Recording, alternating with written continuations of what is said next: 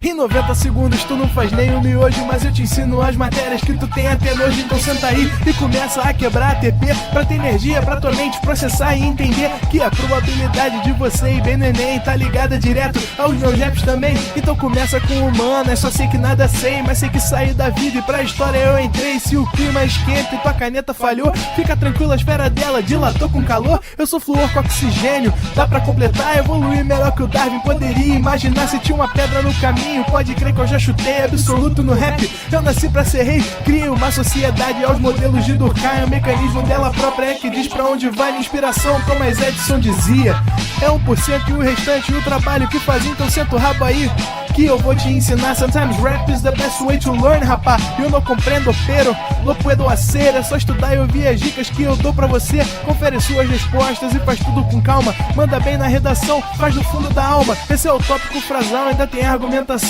E a resposta pra você eu deixei na conclusão. Se tá nervoso, se acalma pra mandar bem. E se liga nos vídeos que eu te preparo pro Enem.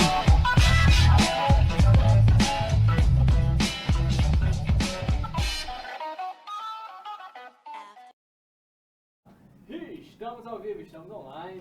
Salve galera do ProEnem, pedindo bênçãos às entidades do tempo para falar hoje sobre essa que é uma das minhas matérias favoritas. Inclusive foi o tema da minha monografia e tal, uma partezinha dela, porque Roma é um troço que durou 750 anos, né?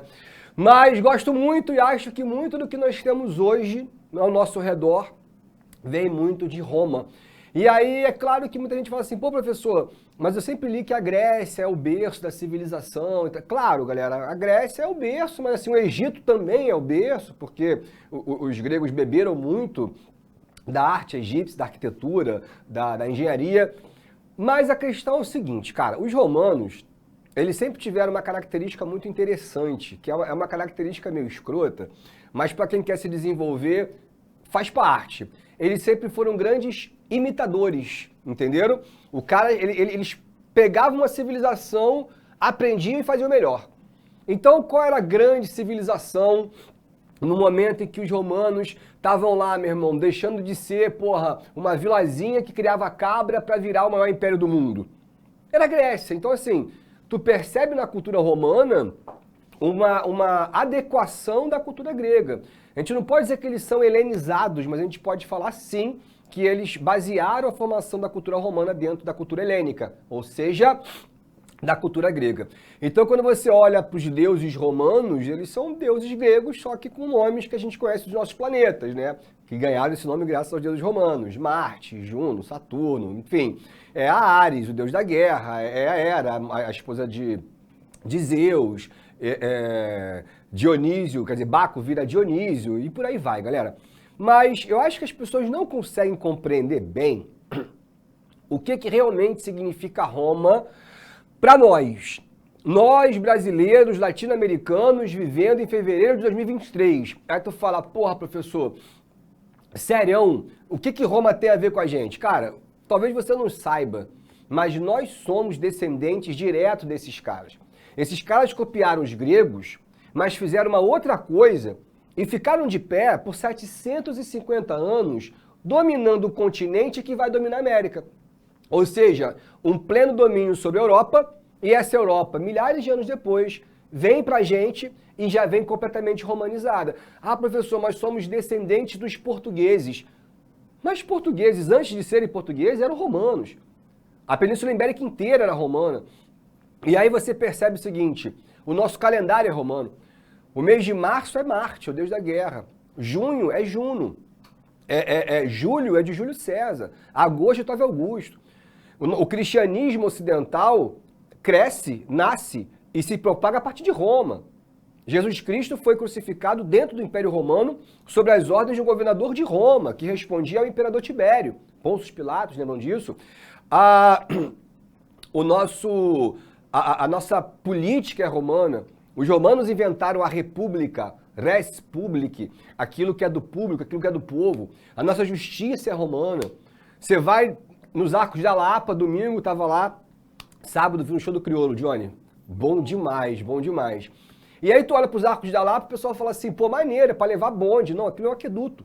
E aquilo é um aqueduto romano. Pô, professor, mas foram os portugueses que construíram, que aprenderam com os romanos. O nosso idioma é romano.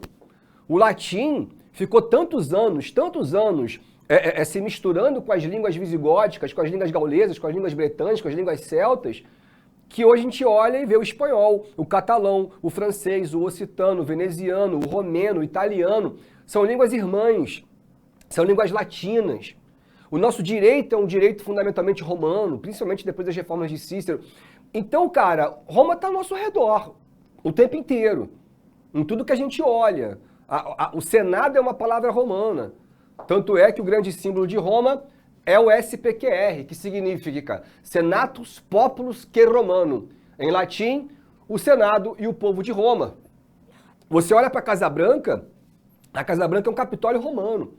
Qual é o símbolo? Qual é o animal símbolo dos Estados Unidos? Que é uma águia romana. Eles são imperialistas baseados muito nessa ideia de Roma levar a cultura para todos os lugares. Quando a gente fala assim, todos os caminhos levam a Roma, não é só pelas estradas que fisicamente realmente levavam a Roma. É porque se a gente for para trás, em algum momento a gente vai chegar a Roma. Se ligaram, pessoal? Então, vamos do começo. Vocês conhecem o mito de fundação. Marte, o deus da guerra, seduziu a irmã, que era uma sacerdotisa. Olha que vacilão. A mulher não podia, estava no templo lá, fazendo suas orações. Veio Ares, deus da guerra, falou assim, pô, eu sou deus da guerra, eu existo há milhares de anos, eu sou imortal. E aí tiveram Tchotchô Mary, conclusão, a sacerdotisa engravidou. Quando o irmão dela, que era um rei etrusco, os povos primitivos da Itália, soube que era filho de Marte, ele falou assim, pô, se nascer menino, vai dar ruim. Vai vir a porra de um Hércules maluco e vai querer me matar. E aí, nasceram dois. E foram nomeados de Rômulo e Remo. O que o rei falou? Falou, mata. Manda matar. A mãe, desesperada, pegou os moleques, saiu correndo, colocou os dois moleques no cesto, jogou no rio e falou, Marte, proteja nossos filhos, pois eu já estou morta. E jogou. E aí quem encontra, ela vai morrer, a mãe, e quem encontra os meninos é uma loba, que vai amamentá-los. E daí é uma referência a esse espírito guerreiro, bélico, selvagem dos romanos. Mas os meninos foram criados por um casal de camponeses, e aí quando eles fizeram 18 anos, Marte, papai, apareceu para eles e falou, ó, sou o pai de vocês são brabo pra cacete, e a mãe de vocês foi assassinada pelo rei. Longe de mim fazer fofoca, mas tô dando papo do passado. E aí os moleques falaram o quê? Rômulo, o que foi? Remo, vamos matar, porque mataram mamãe. E aí foram lá e mataram o cara. Rômulo falou, Remo, a cidade é tua. Eu quero fundar a minha própria cidade. E aí Remo ficou com a cidade do tio, enquanto o Rômulo desceu as 7 colinas sagradas de Roma e às margens do rio Tibre, ele faz ali o ritual da vala e funda a sua cidade. Por isso Roma vem de Rômulo, beleza? Tem o ritual da vala, uma história maneira, mas infelizmente a gente não tem tempo para contar. Vai dar ruim até pro Remo, mas isso aí quase ninguém sabe. Bom, agora pensa o seguinte, Johnny. Você fundou a Johnilândia, porra, é a tua cidade, beleza? Tu vai ser o que dela, Johnny? Sou rei dela. Porra, óbvio, né, galera? Tá vendo como é que o Johnny pensa? Eu também. Eu vou ser prefeito. Tá de sacanagem. Então a primeira fase de Roma, se liguem, já anotem aí, é a monarquia. Beleza? Então quem governa é um rei. Mono, arquia, poder. Poder de uma pessoa só. Agora, essa é uma das fases, é a fase menos duradoura de Roma. Foram apenas 13 reis que governaram. E é uma fase muito pouco estudada porque é muito antiga. A gente está falando de 750 anos antes de Cristo, ou seja, a gente está falando de 2.770 anos atrás. É coisa pra caraca, meu irmão, é muita parada. Agora, uma coisa importante pra caramba, cara.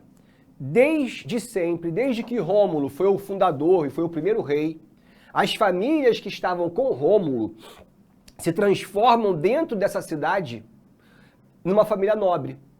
E essas famílias, elas acabam auxiliando o rei a governar na formação do que a gente chama até os dias de hoje de Senado. Em latim, senatus. Beleza? E aí, quem são essa galera? Quem são esses homens nobres? Nós chamamos eles de patrícios. O professor tem alguma coisa a ver com patricinha? Tem. É uma piada até nerd, né? A patricinha é uma patrícia romana, que é uma pessoa rica. Enfim, mas esses patrícios, eles eram a família Claudiana, a família Otaviana, a família Brutus, só a família braba de Roma, que são os fundadores, né? A galera que vem, são descendentes dos primeiros homens, etc. Beleza.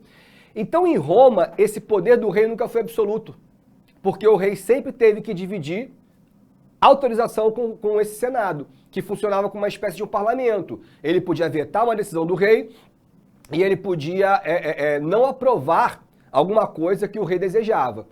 Então, já que a gente falou dos patrícios, vamos formar a sociedade romana.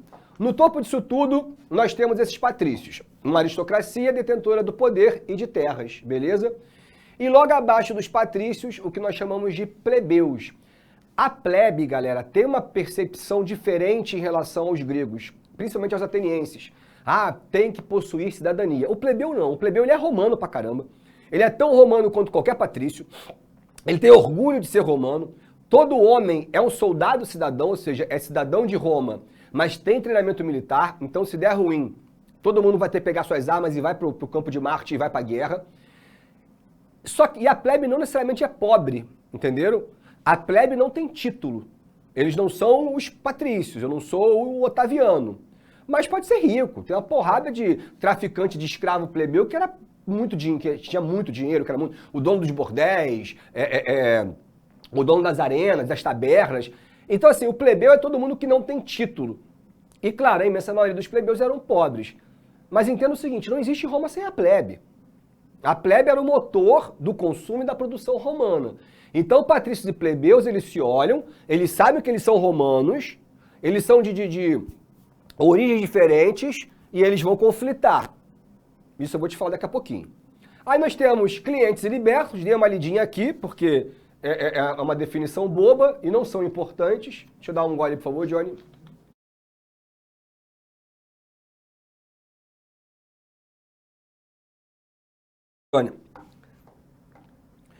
Agora, esses caras aqui, isso é fundamental.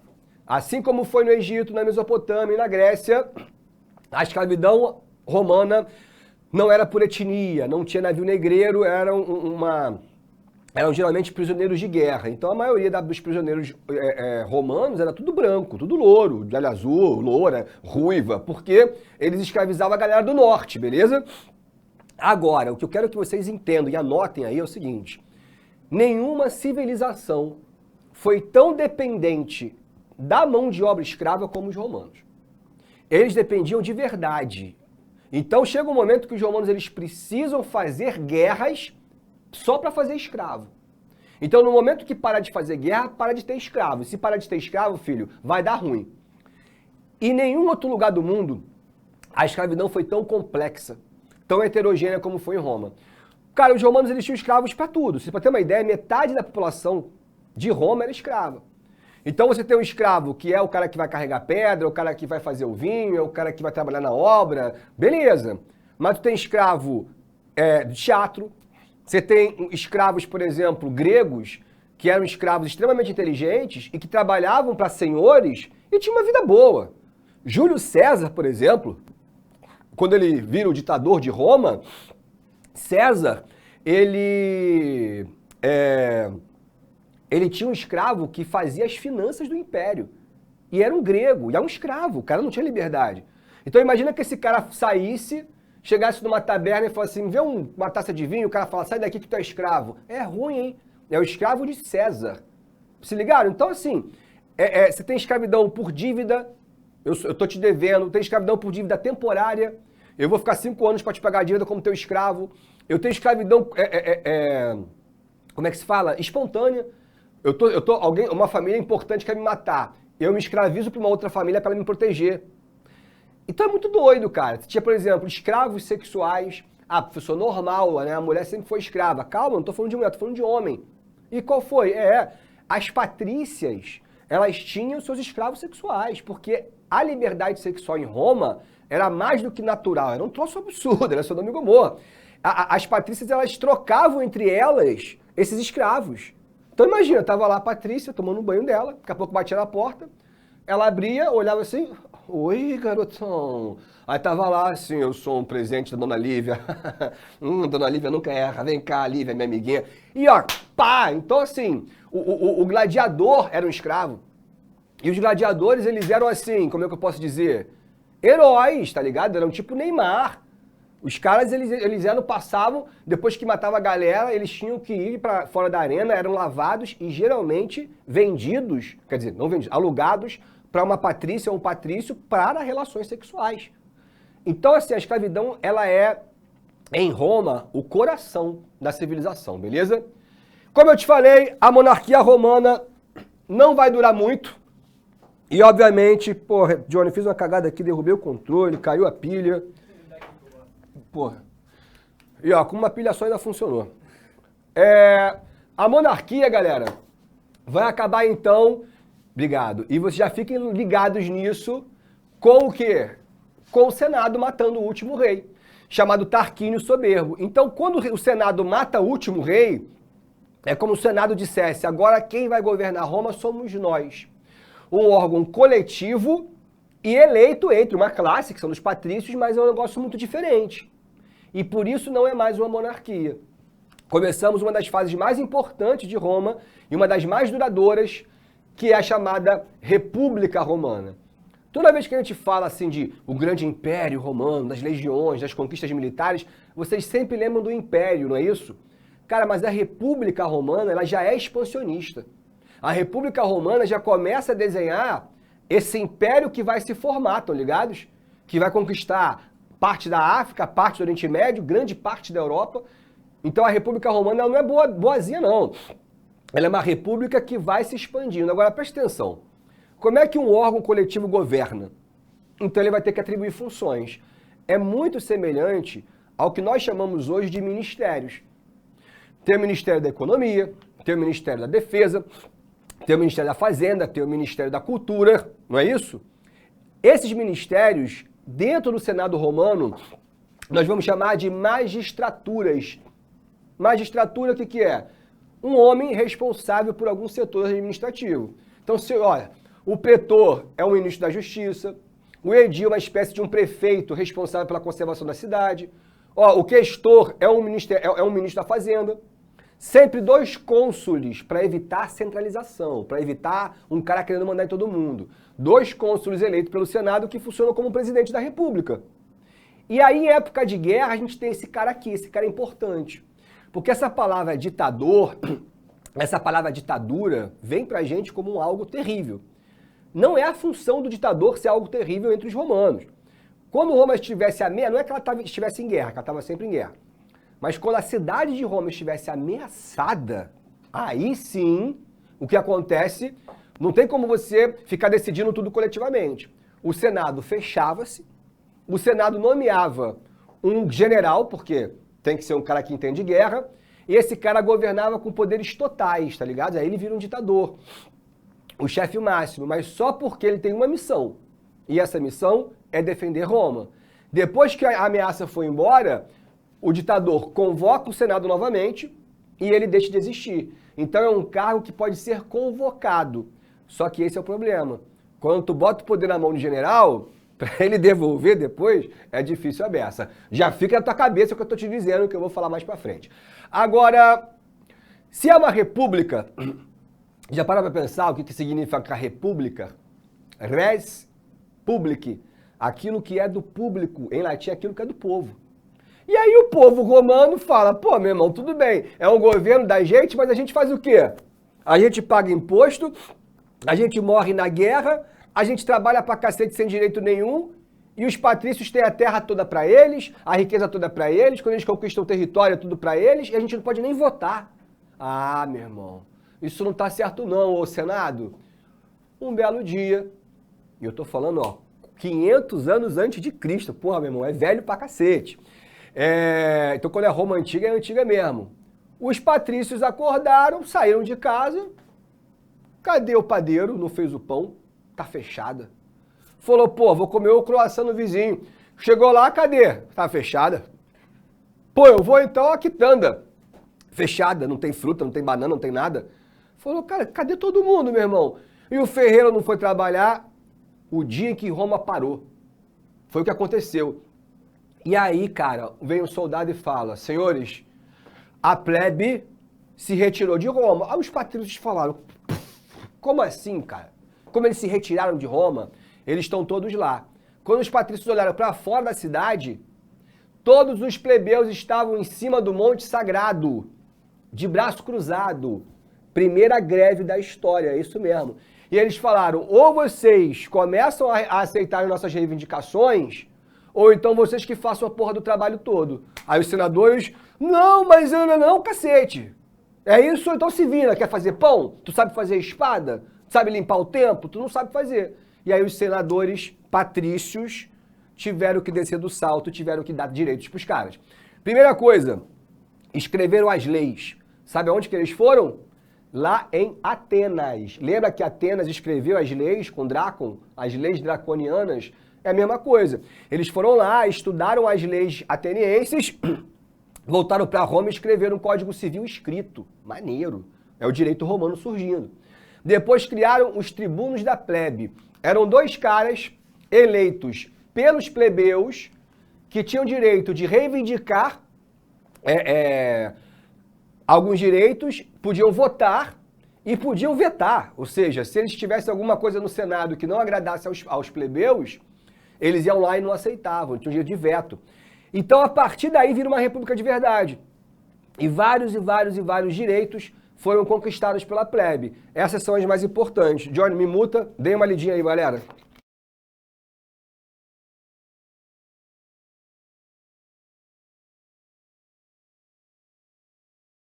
Obrigado, Johnny.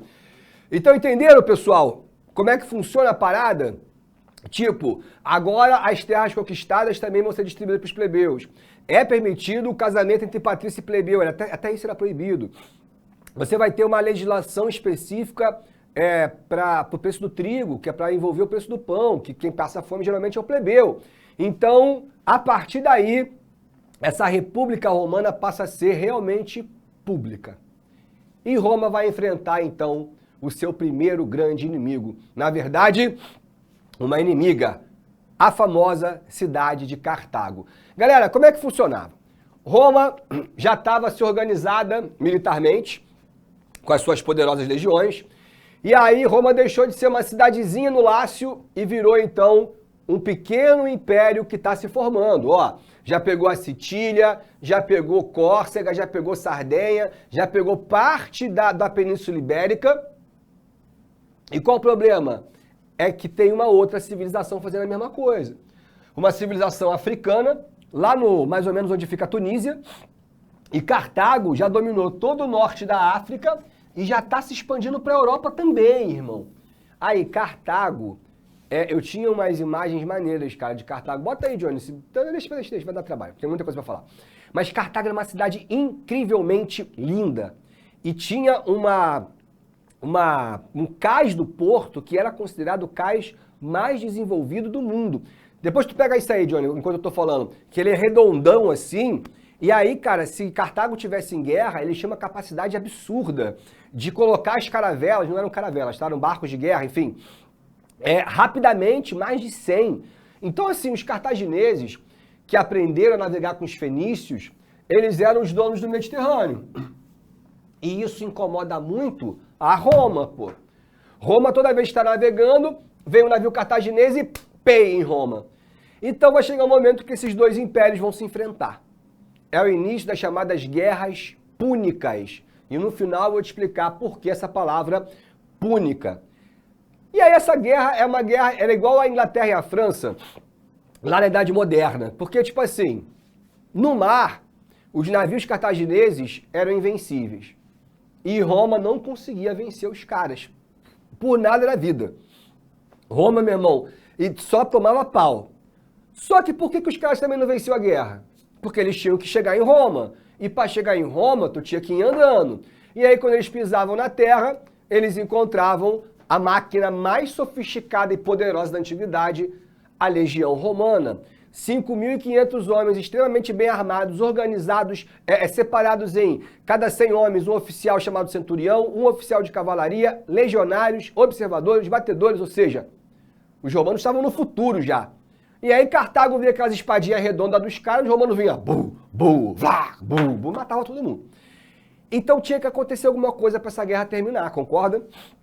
E um belo dia, um navio cartaginês encalhou na Sicília. Você quer mostrar alguma coisa, Johnny? Por favor, aí, ó. Essa mesmo que eu queria lá, que eu te falei. Esse aqui é um cais circular, tá vendo? Uma imagem melhor. Pô, aí, você é o cara, ó. Aonde eles guardavam esses navios. Pô, excelente, Johnny. E aqui, ó, já saíam para alto mar no Mediterrâneo e a pancada comia. Ou seja, era uma civilização extremamente desenvolvida, cara. Extremamente evoluída. E aí, um dia eles perderam esse navio bem aqui, ó. Cara, quando eles perderam o navio, a galera de Cartago tentou botar fogo. Os camponeses da Sicília, a galera, pô, bebendo vinho, comendo macarrão, falou, lá, mané, não deixa queimar não, mataram os caras e roubaram o navio. Vieram os caras de Roma, pegaram o navio de Cartago, levaram para Roma. O que Roma faz? O que eu te falei no começo da aula? São grandes copiadores. O navio cartaginês foi cuidadosamente desmontado, mano. Assim, papo de 6 meses depois, Amílcar, o grande almirante cartaginês, o grande comandante de batalha, um dos homens épicos da antiguidade, que tinha vencido os romanos várias vezes, ele chorou de ódio quando ele viu os romanos com os navios iguaizinhos os dele. Só mudava a vela, botava uma vela vermelha e mais nada. E aí eles perderam a Primeira Guerra Púnica. Foram humilhados, foram obrigados a pagar uma indenização altíssima, se descapitalizaram, assim. E aí Amílcar sentiu o golpe mesmo. Amílcar Barca é o nome do cara. E ele faz aquilo que eu te contei, que é a mania da galera da antiguidade. Se tu perdeu, tu passa todo o teu ódio pra quem? Pro teu filho. Se ligou? E aí o filho dele era um cara chamado Aníbal. E ele falou, Aníbal, você vai crescer e vai vingar a derrota do seu pai. Eu vou vingar você, papai. Você vai matar quem? Vai matar o Romano, papai. Quem? Vai matar o Romano, papai. E aí o moleque cresce como? Matar o Romano, matar o Romano, matar o Romano. Virou um puta comandante, um cara respeitado. Os cartagineses mineravam, cara, um tipo de minério de ferro. E mais ou menos em 20 anos, eles recuperaram a economia deles, fizeram uma porrada de barco, exército. Aníbal estava preparado. Falou assim, pô, meu irmão, eu vou esculachar os romanos. Só que tinha um problema, né, cara? Não dava para superar as legiões. E você não consegue vencer uma guerra se você não levar infantaria, pô. Não adianta ficar só no mar. E aí ele estava um dia caçando, Aníbal, com a rapaziada, ele viu um elefante se desvincular e o elefante estava assustado, saiu correndo e derrubou uma porrada de árvore. E Aníbal ficou olhando e falou, cara, a força desse animal é uma coisa incrível. Imagina se eu utilizasse esses elefantes contra os romanos. Mano, ele pegou 50 elefantes. Pode botar aí, Johnny. Bota aí, elefantes de Aníbal. Beleza? Aí você escolhe umas imagens maneiras aí que você achar legal. E o cara saiu. Acho que eu tenho outro aqui, ó. Ele saiu, galera, daqui. Mas isso aqui não é o trajeto. Ele saiu daqui de Cartago. E ele foi marchando com 50 elefantes, chegou aqui no Gibraltar, atravessou os animais com balsa, porrada de elefante, meu irmão. Chegaram aqui, subiu e de Sagunto ele começa um ataque. Ele expulsa os romanos daqui e sobe os Pirineus. Tem noção do que são os Pirineus, gente? É uma cordilheira alta pra cacete, cheia de neve. Porra, os elefantes, coitados, uma trilhazinha dessa largura, os bichinhos assim, ó, igual no circo. Caíram 2 lá de cima, e aí eles descem, vêm pela Gália, atravessam os Alpes, aí aqui, meu irmão, eles pegam 4 legiões de frente. Quando os romanos olharam os elefantes, falaram assim, caralho, meu irmão, o que tá acontecendo, bicho? Como é que a gente vai enfrentar esses caras? E outra coisa, elefante não é cachorro, né? Elefante você não faz assim, o elefante não vai. Então eles davam um barril de... Tá vendo a neve, galera? Ó, o que eu falei, dos Pirineus. Então o Aníbal pegava um barril de vinho e dava para cada elefante. O elefante ficava doidão. Aí o doidão ou ele fica romântico ou ele fica baixão. Bom, se o elefante ficasse romântico, eles vinham e ficavam espetando a bunda do elefante. Aí o elefante doidão... Quando ele ficava muito puto, os caras largavam. Aí o elefante, meu irmão, saía. Aí imagina os romanos. Manter a posição! Manter a posição! Leturial, manter o cacete, meu irmão. Aí as legiões se espalhavam, via a cavalaria cartaginesa, e vinha matando todo mundo. Cara, os romanos perderam. Eu tinha esse mapa, cara, dos meus slides estão ficando aqui, esse aqui tá aqui, ó. Perderam em Titino, aí perderam em Trébia, perderam em Traicimene, e aí Roma parou.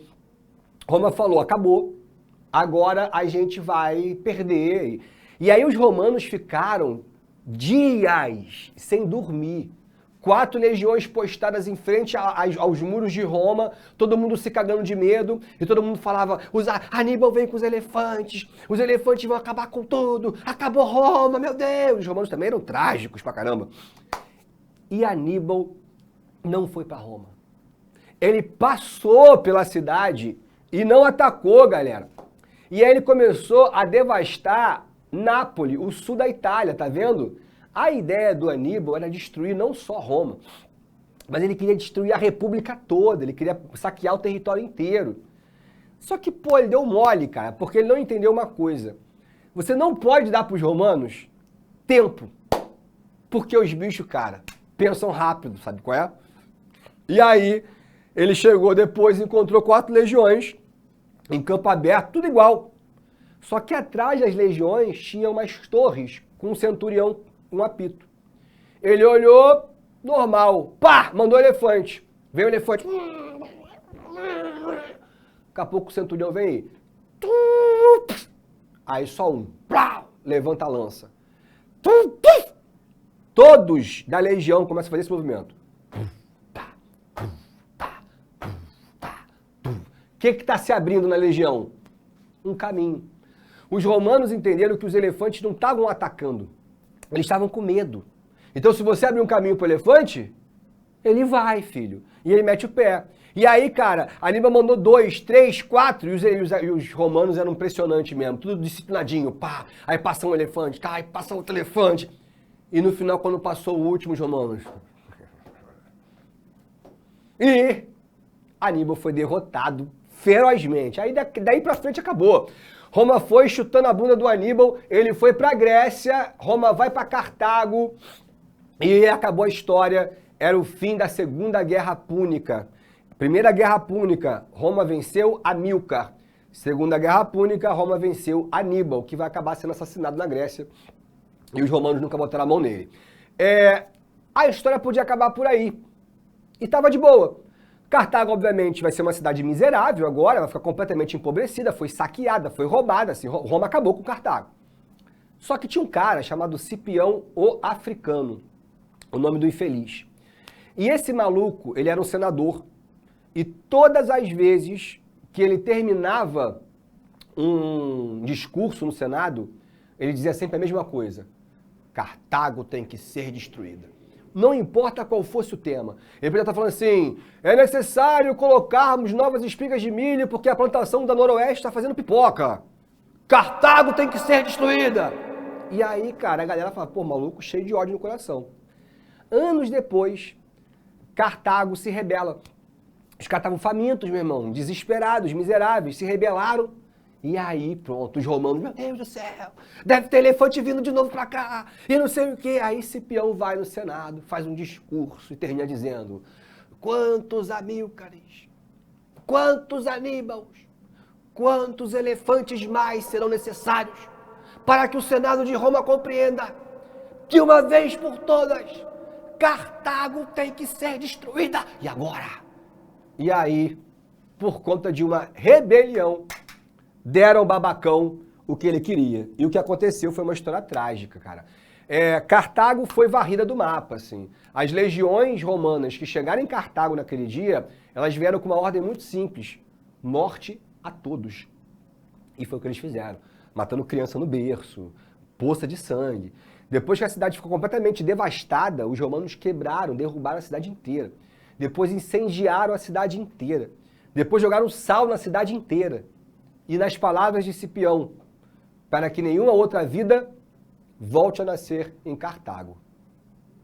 Roma varreu, apagou uma civilização, tanto que alguns historiadores chamam isso de o Holocausto Romano. Bom, então essa República Romana ela se consolidou. Agora ela pegou todo o território de Cartago, inclusive a própria Cartago. Ela está gigante, mas aí você pensa o seguinte, galera. Uma civilização igual a romana, baseada tão fortemente em tantas guerras consecutivas, isso transforma qual personagem dentro de Roma como o grande cara? Por favor, Johnny.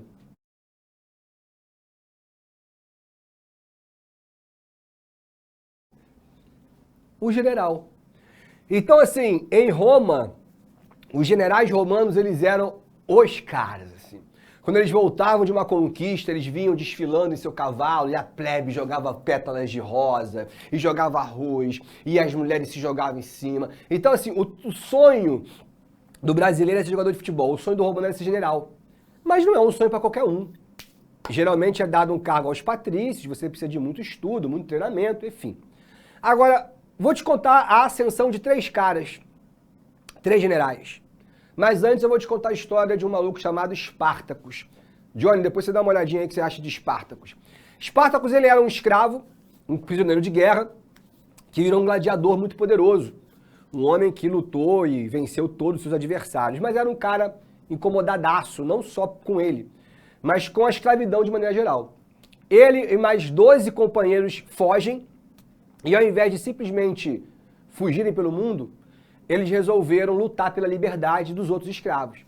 Só que eles são gladiadores, eles são tipo a nata da nata. E começaram a fazer barulho. Começaram a libertar escravo para tudo quanto é canto, libertar escravo, e se escondiam nas montanhas, se escondiam nas florestas. Os romanos começaram a ficar desesperados, porque eles sabiam da capacidade de Espartacus.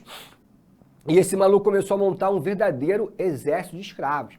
Só que ele falava, eu estou te libertando, mas não é para você ir embora, eu te liberto para você lutar pela liberdade dos outros. E aí Roma entrou em desespero. O que o Senado romano fez? Tentou escolher um general que pudesse dar conta. Existia um grande general chamado Pompeu, e Pompeu foi o grande conquistador da Espanha, o nome dado à província da Espanha, que pertencia a Roma. E ele era um homem mais velho e tal, um cara forte, bonachão, já um herói de guerra reconhecido. E tinha um jovem general chamado Crasso. E esse cara, ele era um homem muito rico. Não era um general experiente, mas tinha muita grana. E o Senado, então, resolveu dar a Crasso a missão de combater Espartacus. Esse aí, né?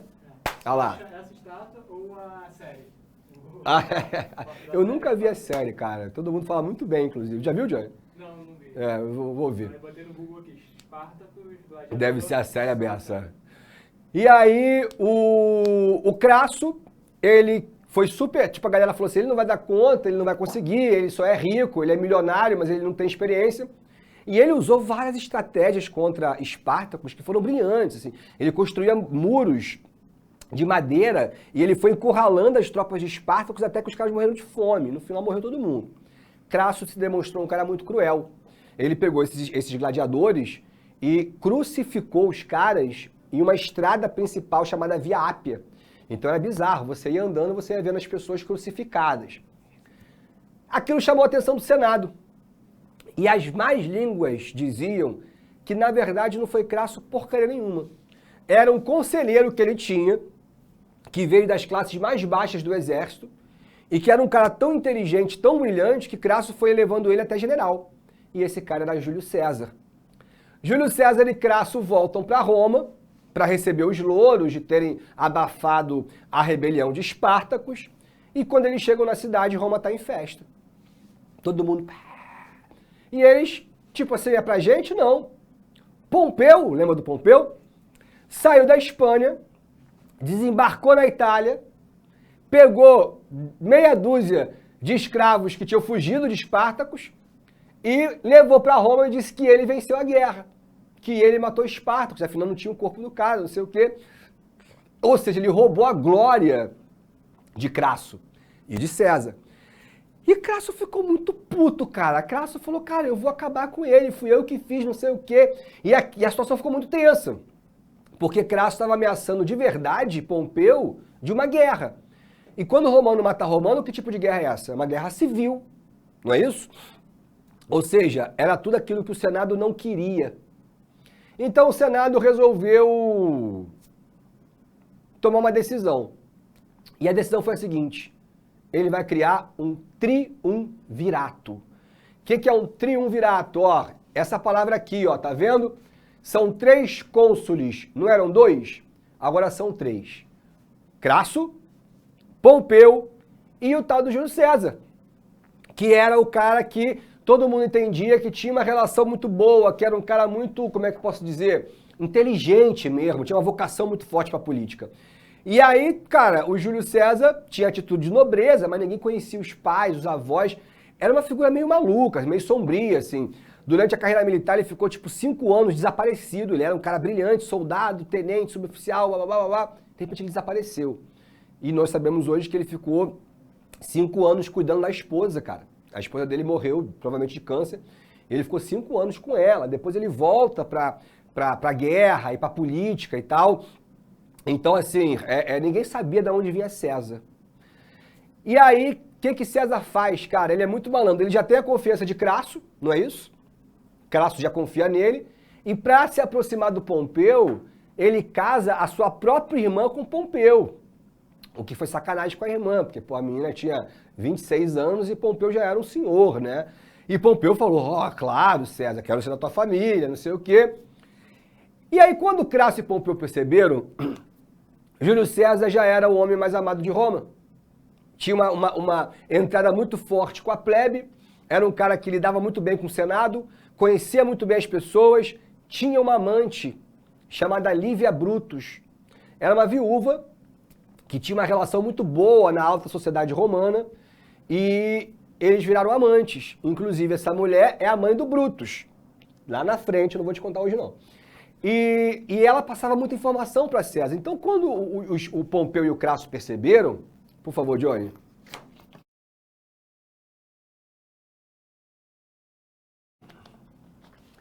Então, assim, quando eles perceberam, Júlio César já tinha um know-how imenso dentro de Roma. E aí eles ficaram preocupados. Falaram assim, pô, o cara é mais jovem, a gente percebe que ele é mais inteligente, é um cara que está conectado com todo mundo, a gente precisa tirar ele de Roma. A gente precisa afastar César de Roma. Como é que eu vou afastar um cônsul, um triunviro? E aí, Pompeu e Crasso, que eram inimigos, olha como é que é a trairagem, resolveram dar uma missão a Júlio César. O que mais incomodava os romanos era a Gália. Vou te mostrar aqui para vocês entenderem o que eu estou falando. Vamos botar aquele mapa daqui, ó. Tá vendo? Isso aqui é a Gália, tá vendo aqui, ó? É a atual França. E aqui, meu amigo, era um ninho de várias tribos bárbaras. O Asterix, o Obelix, todos os Ix do mundo estavam ali e perturbavam Roma, saqueavam as cidades do norte e tal. E já era um projeto muito antigo, dedicar um esforço físico mesmo, para que os romanos invadissem a Gália e transformassem a Gália em uma província, como era a Espanha, como era a Crácia, etc. E adivinha quem foi destinado a uma missão extremamente duradoura como essa? Júlio César. E aí Júlio César recebeu 8 legiões, irmão, o cara recebeu 8 legiões. E foi para a Gália, ele falou, tudo bem, vocês querem me afastar de Roma? Mas César, ele vai aproveitar a oportunidade para se imortalizar. Porque César, primeiro que ele era um general realmente brilhante. Então ele ficou em uma campanha que durou quase 7 anos. E assim, são várias batalhas, não nos cabe falar, a Batalha de Alésia, mas vocês conseguem ver vários documentários sobre Júlio César, mas os documentários sobre as campanhas, sobre a campanha da Gália especificamente, é muito maneiro. Ele é um gênio, cara. E ele vai conquistando, só que o César não simplesmente conquistava e metia o pé, ele conquistava e escrevia um relatório. Recolhia as espadas, recolhia a comida, os cavalos, a galinha, as cabras, os escravos capturados, de preferência um príncipe gaulês, e mandava tudo aquilo para Roma. Então, com o tempo, os romanos se acostumaram a esperar os espólios de César. Então tava todo mundo lá de boa, daqui a pouco vinha... Os romanos... César, é César, todo mundo ia pro portão. Aí abriu os portões de Roma. Quando entrava, aí vinha um oficial do César à frente. E aí vinha o Asterix, né? Aquele cara germânico, cabeludão, barbudão, e vinha sendo puxado no cavalo. E os romanos, César pegou você, seu bárbaro, Aí atrás um monte de cabra, um monte de cavalo, jaulas inteiras cheias de escravos, todo mundo, César pegou vocês. Então, e aí no final, quando tudo passava, vinha o orator de César. O cara que tinha a virtude visiva. Isso aqui significa trazer aos olhos o que não se pode ver. É a arte de contar história. E esses oradores chegavam no centro cívico, em frente ao fórum, juntavam milhares de pessoas para escutar as palavras de César. E tu acha que César escrevia como? Foi uma batalha decisiva, mandei e acabei matando. Não. Ele então, quando olhei, a lâmina de minha espada refletiu e vi o vulto de Asterix se levantar sobre mim. E um golpe de espada cravei no coração do bárbaro e matei o rei dos gauletos. Ou seja, com os anos... E isso foi uma recorrência por 7 anos. E, cara, vamos lá. Sabe onde é que o César parou? O César foi até... Nem tem no mapa, tá vendo? Ele vai até a Grã-Bretanha. O primeiro romano a pisar na Inglaterra é César. Depois ele foi até a Alemanha. Ou seja, meu irmão, César conquistou muito mais do que a França. Conquistou a França, a Holanda, o país de Gales, parte da Inglaterra, parte da Alemanha. É claro que nada disso tinha esse nome, tá, gente? Eram territórios livres. E, ao invés de afastar César de Roma, o plano de Crasso de Pompeu foi por água abaixo, porque agora César virou o quê? Virou um grande herói. E todos no Senado temiam essa força de César. Era uma coisa incrível, assim. Ele virou um herói vivo mesmo. Então, o Senado resolve, mais uma vez, manipular-se contra César. Pompeu divorcia da irmã do César e acusa César no Senado de ser um traidor de Roma, porque dizia que ele cometeu crimes de guerra, não sei o quê. E o Crasso, vou te contar a história do Crasso para meter o pé. O Crasso ficou com inveja do César, certo? E aí o que ele fez? Resolveu fazer uma campanha e foi para a Romênia tentar lutar contra os eslavos. Foi capturado, mano. E aí tava lá amarrado, não sei o quê, veio lá o líder tribal, veio o tradutor, ele falou assim, fala pro seu chefe que eu tenho ouro para sustentar a tribo inteira dele, eu sou o homem mais rico de Roma, eu tenho ouro. Aí o cara, ele perguntou onde é que tá teu ouro? Tá na minha cabana, não sei o que lá, blá, blá. Foi lá, ouro mesmo pra caramba. Os caras derreteram o ouro inteiro, chegaram no Crasso, falou, abre a boca dele. O Crasso abriu a boca dele e ó, jogaram ouro fundido na garganta do Crasso, meu irmão. Por isso que até hoje os mais velhos falam assim, cometeu um erro crasso. O que é um erro crasso? É um erro grave. Então assim, não tem mais Crasso, morreu com ouro na garganta, Pompeu tá invejoso. E aí, eles mandam uma carta, César estava na Alemanha, irmão. César atravessou o Danúbio, ele construiu uma ponte para atravessar o Danúbio. E lá ele recebeu uma carta do Senado dizendo que ele tinha que comparecer imediatamente ao Senado romano, porque ele estava sendo acusado de traição. César vai voltar. Não da maneira que o Senado gostaria. Mas isso eu te conto na semana que vem. Fui! Assista nossas aulas a hora que você quiser. Vem com o Pro, o cursinho online que mais aprova no Enem.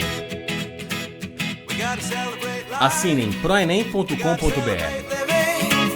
We gotta celebrate the beauty of the world that keeps on giving.